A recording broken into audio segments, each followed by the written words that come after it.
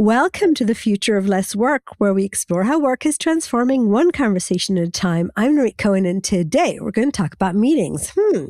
Meetings have always been a source of huge contention in organizations. For some, they are where collaboration is reborn, and for others, it's where work goes to die. Either way, you used to be confined to the size of the conference rooms in meetings, but now we've moved to digital space, and even the walls disappeared. It seems we're spending all of our time in meetings. So, collaboration or obstacle, which side are you on? My guest today is Dr. Rebecca Hinds, organizational researcher, founder of the Work AI Institution at Glean, also founder of Asana's Work Innovation Lab, and author of the upcoming book, Your Best Meeting Ever. Together, we're going to explore why meetings went so wrong and what it really takes to redesign them for the age of hybrid work, AI tools, and constant change. Rebecca, welcome to the Future of Less Work.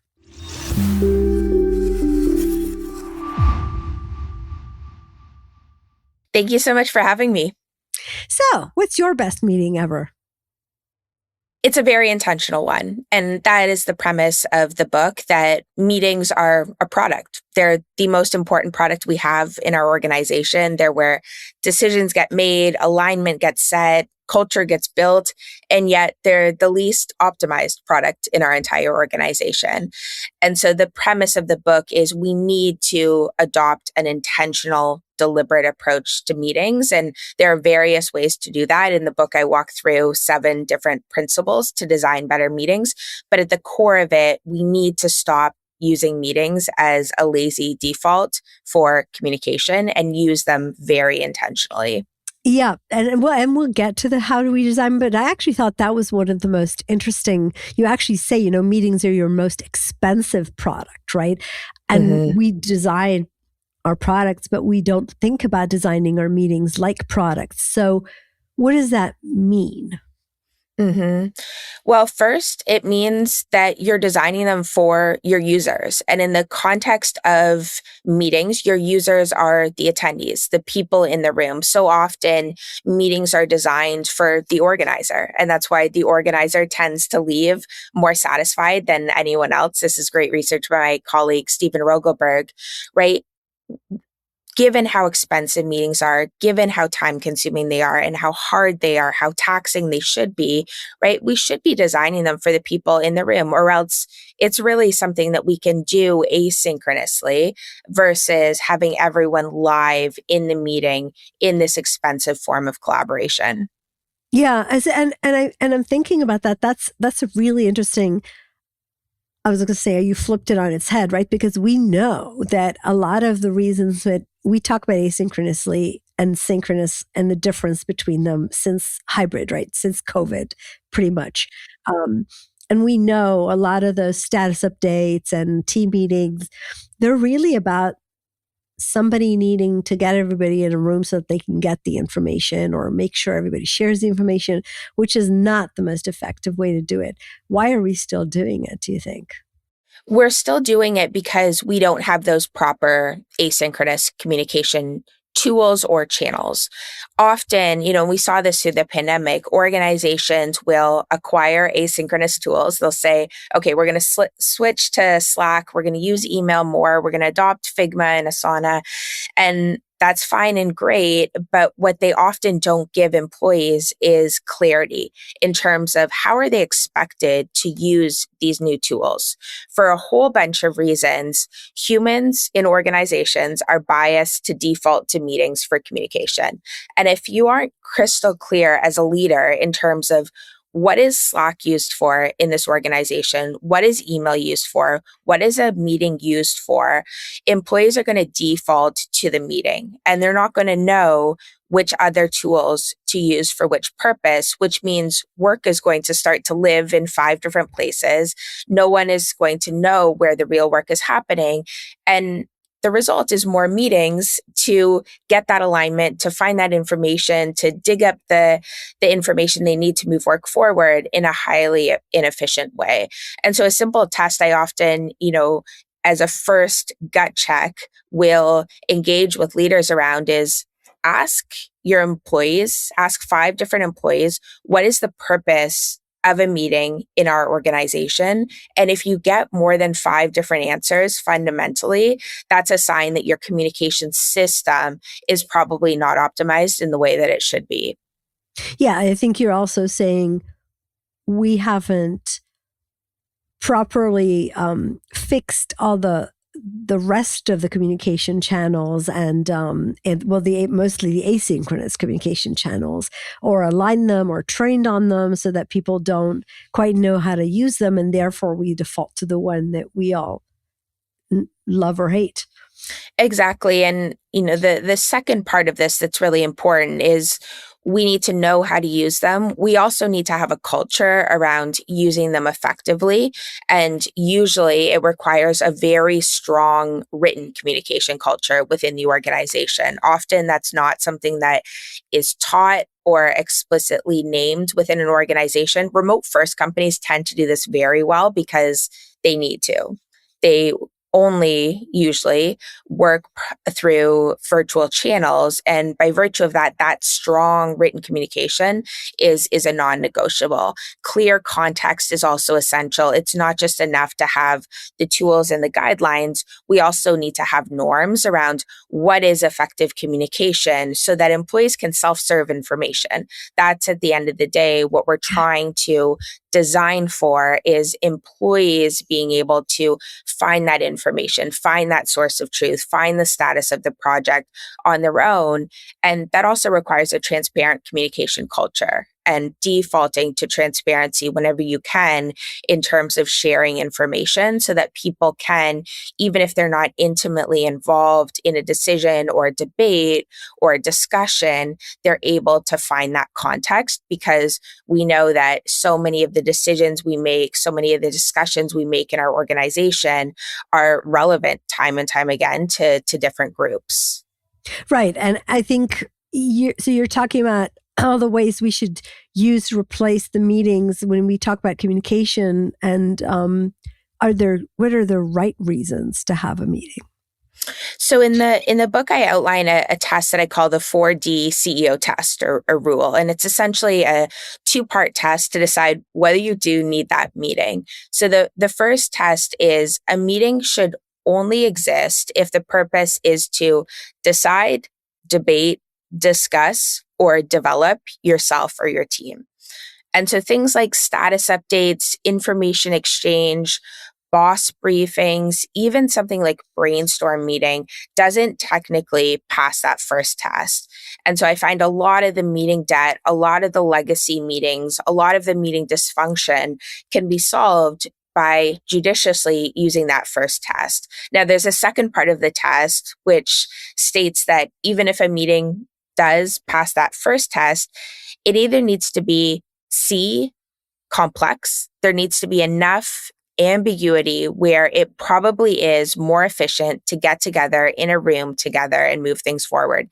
E, is it emotionally intense? So if we're needing to manage emotions, read emotions, we're trying to persuade someone or deliver harsh feedback, probably we need our human empathy, the ability to read body language in a physical room or virtual one, face to face. And then O comes from Amazon. Is it a one-way door decision? Meaning, once we walk through the door, it's very difficult, if not impossible, to reverse course and go back the other way. In those cases, the stakes are so high. We're pivoting to a new product line. We're expanding to a new geographic area. It's probably better to get in the room for 15 minutes and make sure everyone's fully aligned and any unanswered questions that, you don't necessarily always surface through asynchronous communication. Now, most decisions, the vast majority of decisions in our organization are 2-way doors, right? Once we walk through, it's relatively easy to revert course. 1-way door decisions are relatively rare, and that's when we're wanting to schedule a meeting. Yeah, well, that's probably a topic for a different conversation. But you also said 15 minutes, right? What about time frame? Because sometimes we used to, automatically revert to an hour or maybe 45 minutes.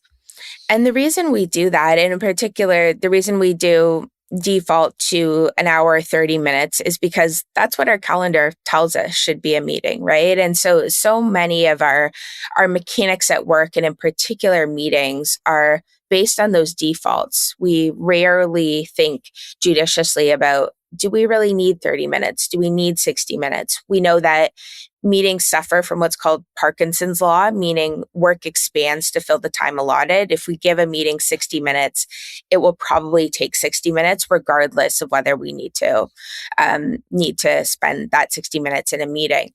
And so lots of strategies in terms of how we can combat this natural default to succumb to Parkinson's law. One is what my colleague Bob Sutton and Leidy Klotz call the rule of halves. So take that 30-minute meeting, and try scheduling it for half the time. Try scheduling it for 15 minutes. Try scheduling 30 minutes for that 60-minute meeting traditionally. And often what I find is organizations will say, hey, this meeting was not only more efficient, but more effective because people showed up more engaged. They were ready to contribute. They respected the fact that the time frame aligned with the meeting. You might cut too deep, but only in those moments do you realize what was truly necessary and what was dead weight all along. And so often you'll land on the 45-minute meeting, or I studied an individual in the book who ran 27-minute meetings.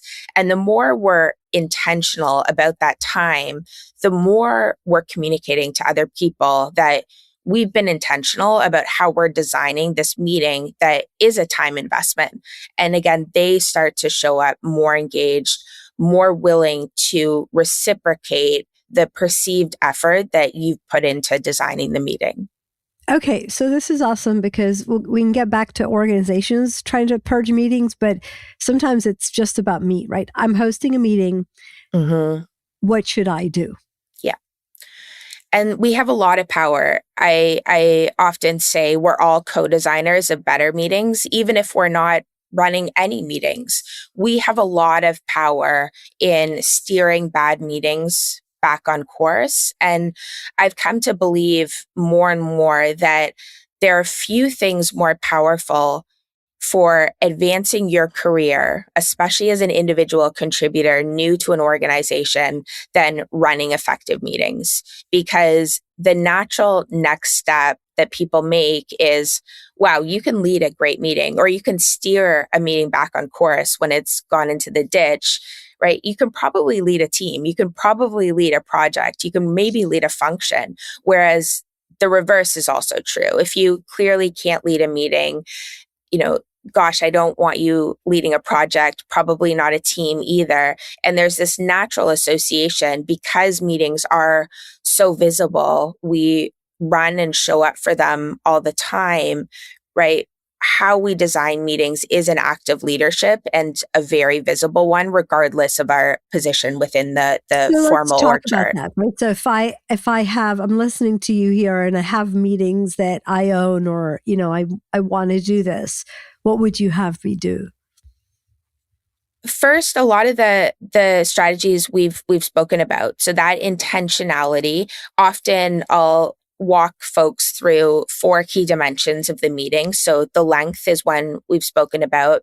The attendees, being very intentional about only inviting stakeholders, not spectators, to the meeting. The agenda is very, very important. Often, we've spoken a little bit about these defaults. Often we think that just having an agenda will make our meeting more effective. There's actually no conclusive evidence that having an agenda improves our meeting. And that's because it's not just about having the agenda, it's about how we design it.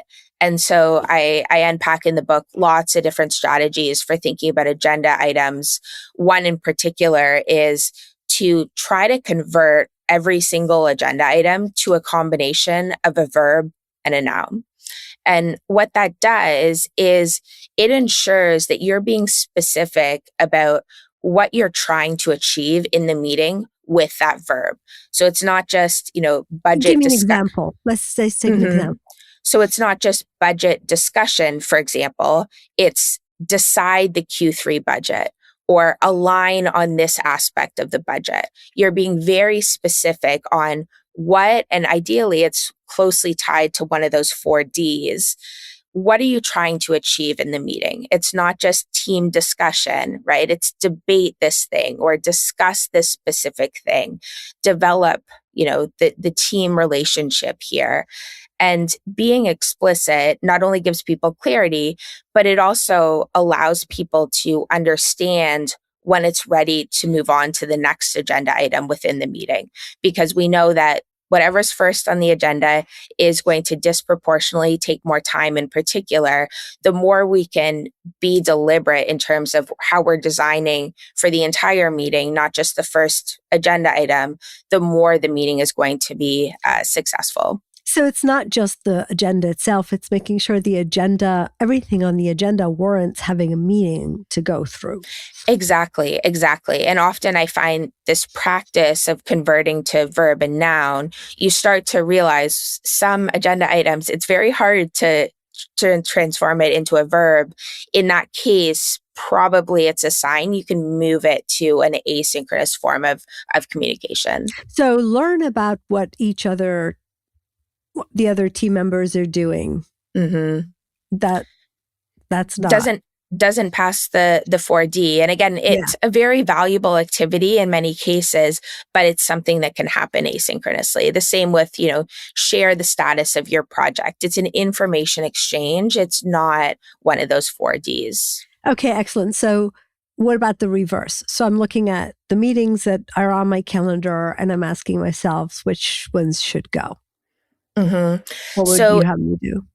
If you are the organizer, it should be part of all of our practice and ritual within organizations to measure our meetings and make sure that those meetings we are designing are valuable time investments for the people who are attending. And so I recommend after about 10% of the meetings you lead, ask your attendees a simple 2-part question. So this comes from, I originally learned this from my colleague, Elise Keith, and it's called ROTI, return on time investment. And in many ways, it's an analog to return on investment, which we would measure in the world of product development. On a 0 to 5 scale, attendees are asked to rate, was this meeting worth the time I invested? And what would it take for me to boost my rating by 1 point? And what that does is we as humans have so many biases around meetings. We have this visceral reaction in the negative to meetings. And that's why in many cases, you can't just ask people, how effective are your meetings, or how well run are meetings in my organization, or how well are the meetings I run, because you trigger this natural negativity. If you anchor on time, was this worth the time you invested? It tends to dislodge some of those biases, because everyone has some intuitive sense of what their time was worth, and in particular, relative to other activities they could be engaging in instead of showing up for that meeting. And it tends to give you pretty valuable information. It's definitely a slice of the picture, not the complete picture, but it gives you a pretty good gut check in terms of whether this meeting should still deserve to be on the calendar. Should it still be deserve to be on the calendar for everyone? Or is it just valuable for a group of people? Often I'll see you get split ratings. You get half the meeting attendees rating the meeting as a 4 or 5, half rating it as 1 or 2. And that's a good indication that maybe you have a well-designed or reasonably well-designed meeting for some of the group, but not for the entire group. Why it is, for some of the group, clearly, but what do you do? I mean, people think it's valuable, but some people think it's don't. Does that mean they might not need to participate? Or is it could it be a style thing? Well, this again differs time and time again in terms of how we're designing meetings. And so that's why the second part of the question is so important. What could I do to boost the rating? And digging in, are they finding the meeting low value because it's not relevant to them? That's usually the case with these split ratings. In those cases, take them off the meeting list unless they have some specific value that they're needing to contribute in the meeting. And then it's time to dig deeper, right? Why is it that they have value to the meeting, but they're not reaping value from the From the meeting? meeting. That's a really good conversation. Yep. Awesome. So it's actually a good time to talk about AI, because I'm thinking a lot of people who attend meetings just to know what's going on can now do that without attending the meetings. Does AI help or just create more problems? It's, AI is, as we're seeing inside, outside, all around meetings, AI is not deterministic. It's not going to magically fix anything about our organization, and it's not going to magically break anything either. It's about how intentional we are in bringing AI into our organization, into our meetings. And unfortunately, I'm seeing more examples of AI making meetings worse, and in particular, making bad meetings worse than making meetings better. And that's because in so many ways, we continue to cling to these default ways of working. And the natural, approach in many ways to AI in meetings is let's all bring our note taker bot to the meeting so that we can use the transcript afterwards. Maybe we don't need to fully pay attention to the meeting. And you get a situation where you perhaps have optimized for yourself and you're thinking about boosting your own productivity, but you've just created an environment where probably you're dumping inefficiency and friction and exhaustion on other people. Because when you show up to a meeting and half the attendees are bots, it's not very encouraging in terms of wanting to contribute as humans, in particular, if you're not even showing up for the group as a full human. You're dispatching your bot instead. It quickly creates an environment where people start to assume you think your time matters more than theirs, and the collaborative environment tends to suffer. So there's a very strong use case for meetings, multiple very strong use cases for meetings, in particular when we think about measurement and how we can glean valuable insights from how our meeting is run and designed, multitasking, whether airtime is balanced, whether we're seeing double booked meetings, whether we're seeing engagement plummet. All of these things AI enables us to newly tap into in ways we've never been able to before. But unfortunately, the default right now is to use AI to cognitively offload the things that we as humans should be showing up for in the meeting. And that's where I worry a lot. Yeah. Or alternatively, it's just a sign that again, questioning the meeting, right? But in the old days, it was sitting in a meeting with your laptop or multitasking in a meeting, right? And one version was to have everybody turn off their laptops, but another version was to ask, if you're here, should you be here if you're doing something else, right? So if you're sending your bot, isn't it just enough that you're reading the minutes and doing what needs to, be done as a result, and you don't need to attend?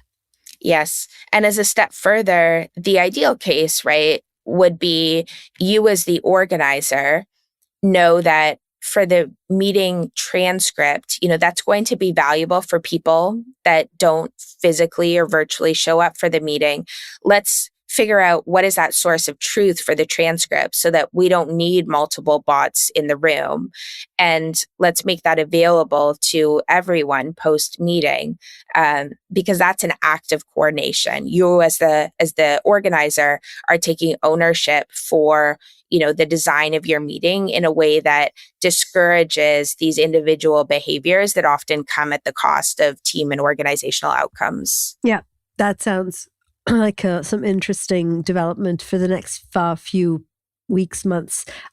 So if you could redesign one universal meeting that, most of us have, like a weekly or a status update? What would it look like? It differs meeting to meeting. In terms of status updates, I wouldn't have them. I wouldn't have them any live status updates. It's, I was saying thank you very quietly, but I probably should say it to the mic. Yeah. and a lot of people, and why is it that when we hear a status update meeting, we know it's unproductive. We know it's not going to be efficient. And yet, because of our organizational norms, because this is ingrained in so many cultures, we go through the motions, we show up knowing that it's probably not going to deserve our time. These are the types of conversations that we need to be having explicitly within our organization, because think of within every organization, within your organization, how many hours are wasted each week on status update meetings. It's enormous. And if you could pull a switch and have any work practice transformed and get back that time, right? There are few things that consume more time than status update type interactions and meetings. Why not start there? It's such a high leverage place to start.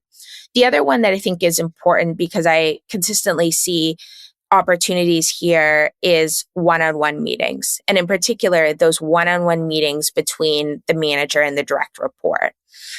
We're in a efficiency era right now within our workplaces where the default has been, unfortunately, to cut those very important one-on-one meetings. And we're seeing, certain leaders do that and talk publicly about deleting their recurring one-on-one meetings between the manager and the direct report. That is very dangerous. And we know that those one-on-one meetings are perhaps the most important mechanism that the leader has to set their direct report up for success within the current role and in the future career.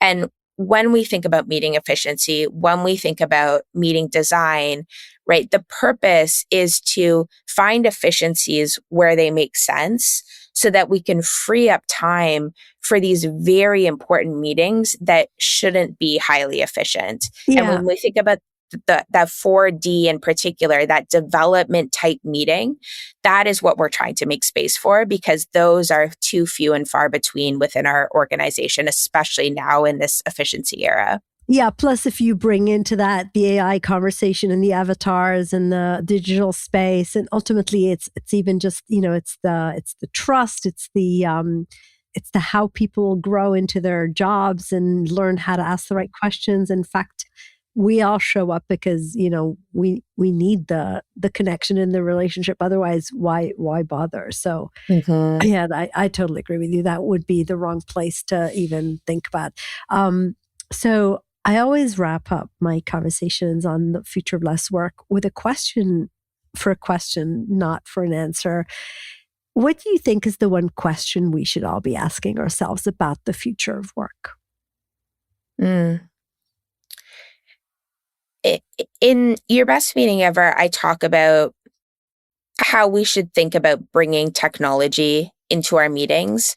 And increasingly, the future of work is synonymous with technology and synonymous with AI.